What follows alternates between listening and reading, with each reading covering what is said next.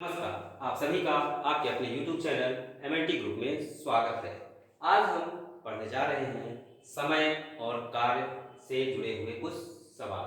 तो समय और कार्य के सवालों को हल करने के लिए हमें इस सूत्र की आवश्यकता विशेष तौर पर पड़ती है।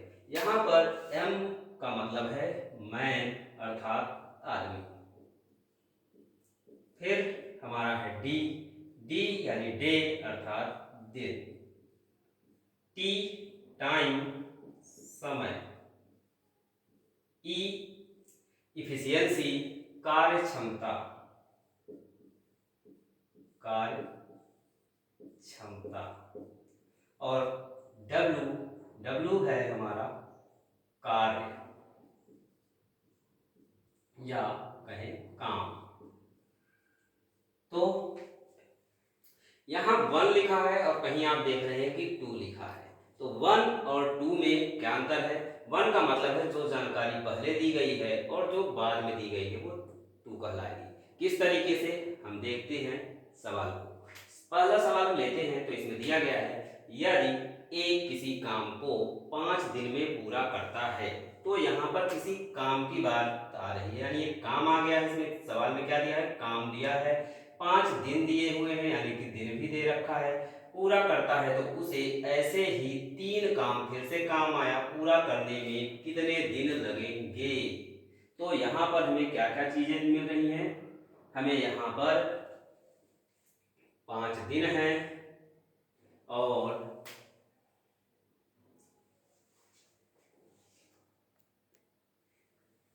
तो यहाँ पर हमें 5 दिन दिया हुआ है और 3 काम दिए हैं, यानी काम दे रखा है, दिन दे रखा है, साथ ही साथ ए क्या है? कोई कोई आदमी होगा, काम कर रहा है। तो यहाँ पर यह है। तो जो जो चीजें हैं वही वही हम यहाँ पर सूत्र का यूज करेंगे। तो यहाँ पर M1, फिर दिन की बात हो रही है इसलिए D1, फिर है हमारा कितने दिन लगेंगे अर्थात वह क्या है? समय है। तो क्या आ जाएगा? T1 नहीं आएगा। दिन और समय दोनों में क्या अंतर है? अगर हम घंटों की बात करें, जैसे कोई क्या करता है, इतने दिन काम करता है और एक दिन में 4 घंटे 5 घंटे ही समय करता है, तब हमें समय की जरूरत पड़ेगी। वो जो दिन है वही हमारा समय कहलाएगा। अब इन दोनों के बीच में क्या है? कुछ चिन्ह नहीं है, मतलब इसे हम गुणा मान के चलना है। ठीक है, यह साधारण सी बात है। तो यहाँ पर अब अगला आता है काम। काम क्या है? जो W है वह क्या आएगा? एक इधर साइड, अगर हम लेफ्ट हैंड साइड की बात करेंगे तो 2 लिखेंगे और राइट साइड क्या आएगा? W बस 1 होगा, बाकी सब 2 आएंगे। तो यही चीजें आ जाएंगी। M2 D2 और W हो जाएगा 1। यह है हमारी जो जरूरत है इसमें से। अब यहाँ पर देखें यम कितने हैं, कितने आदमी हैं। तो यहाँ पर ए कोई एक है तो एक, फिर बताया गुणा करना है, मल्टीप्लाई करना है। डी दिन, तो पहले ए किसी काम को 5 दिन में करता है तो 5 दिन, तो 5 गुणे W2, यानी कि जो काम है तो 3 काम, काम दिया हुआ है 3 काम है, इसलिए यहाँ पर 3 आ जाएगा बराबर M2। M का मतलब है आदमी। तो यहाँ पर आगे देखते हैं 3 दिन में कितने दिन की बात हो रही है। आदमी जो करने वाला है वही है, आदमी बदल नहीं रहे हैं, उसमें कोई चेंजेस नहीं आ रहे, इसलिए एक ही आदमी रहेगा। और गुणे D2, यानी कि दिन कितने लगेंगे वह हमें ज्ञात ही करना है, फाइंड ही करना है, तो इसे हम D2 ही रहने देंगे। गुणे जो काम है वह क्या है? तो 5 दिन में पूरा करने में, 3 कामों को पूरा करने में, तो पहले कितना काम कर रहा था? वो एक काम, एक गुना ही काम था, सिर्फ वही काम करना था। उसी का क्या करना है? 3 काम करने हैं, 3 गुने। तो ये आ गया। अब इसे हम हल करते हैं तो इधर का हल करने पर क्या आएगा? 5 3 जा 15 और इधर बचता है D2, यानी कितने दिन लगेंगे? तो 15 दिन लगेंगे। यह हमने हासिल कर लिया है।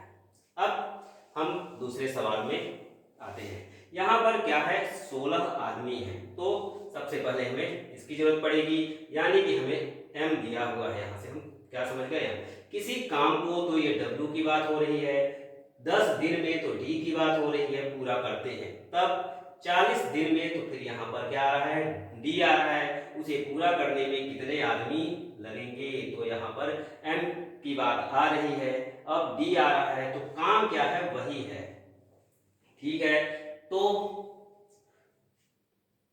इसमें जो जो आ रहे हैं उनका हम उपयोग कर सकते हैं।